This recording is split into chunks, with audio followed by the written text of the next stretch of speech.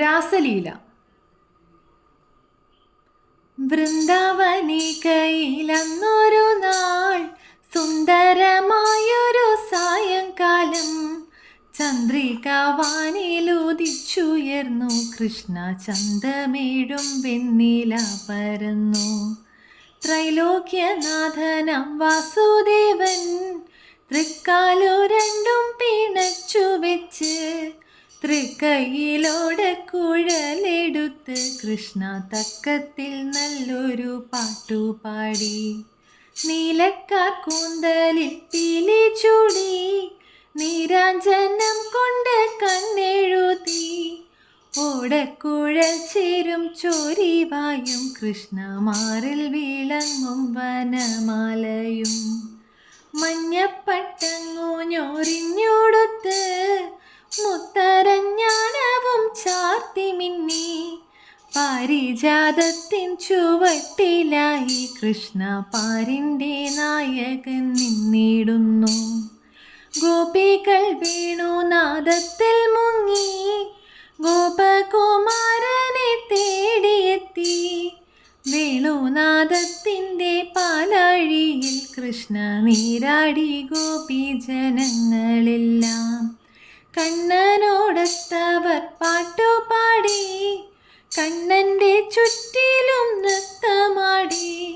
രാധയോ നല്ലൊരു മാലയായി കൃഷ്ണ മാധവൻ മാറിലലിഞ്ഞു നിന്നു. രാധിക മാധവ രൂപം കണ്ട് ദേവകൾ പുഷ്പമഴ പൊഴിച്ചു. ഓരോരോ ഗോപിയും രാധയായി കൃഷ്ണ ഓരോരോ ഗോപിക്കും കൃഷ്ണനുണ്ടായി. രാധിക കൃഷ്ണന്മാരൊത്തു ചേർന്ന് മെയ്മറന്നിങ്ങനെ നൃത്തമാടി. രാധിക മാധവ ലീല കണ്ട് കൃഷ്ണ ബ്രഹ്മാണ്ടമെല്ലാം മറന്നു നിന്നു. 33 ദേവകളും കിന്നര യക്ഷഗന്ധർവന്മാരും സന്യാസി വർഗവും നാരദനും കൃഷ്ണ സന്തോഷമോടൊത്തു കണ്ടു നിന്നു. ശങ്കരൻ നാട്യകല പഠിക്കാൻ ശങ്കരിയോടൊത്തു ചേർന്നു നിന്നു. എത്ര മനോഹരമായ രംഗം കൃഷ്ണ എത്രയോ ഹൃദ്യമീ രാസലീല. ഇത്രിലോകത്തിലിതിനു മുൻപ് ഉണ്ടായിട്ടില്ലിനി ഉണ്ടാകില്ല.